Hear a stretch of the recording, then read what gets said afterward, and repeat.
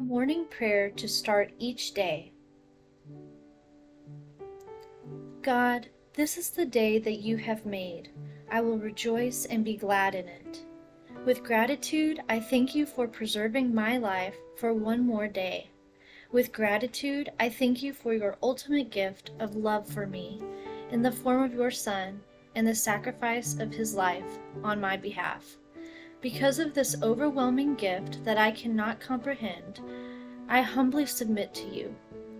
I know, Lord, that I am a mere human and cannot instruct you, but you, Lord, can instruct me. So teach me your ways that I may rely on you. I don't know what this day holds, but I know that you hold the day. It was you that laid the foundations of the earth and therefore understand every part of it. I know that you keep the sun in the sky, the stars in place, and have created this earth for me to inhabit and enjoy. Throughout this day, may I be keenly aware of your presence in everything I do.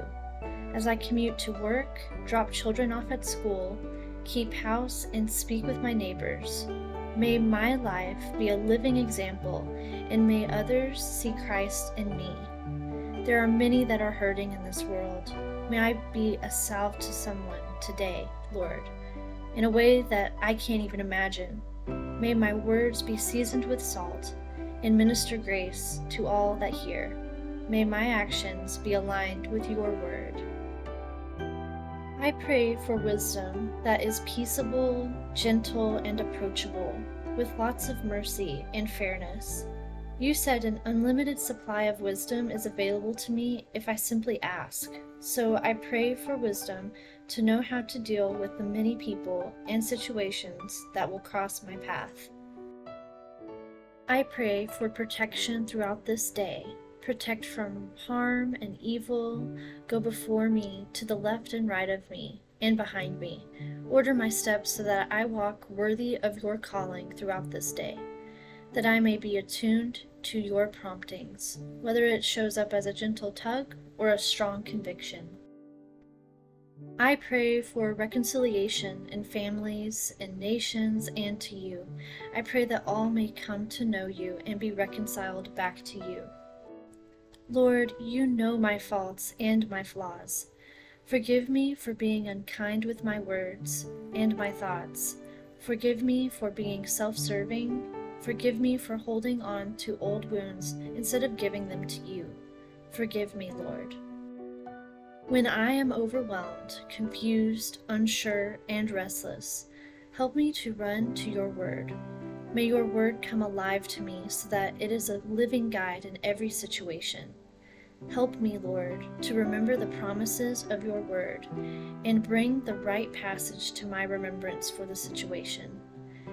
I acknowledge, Lord, that I need to spend more time with you, reading and praying so that I am prepared for whatever the day brings.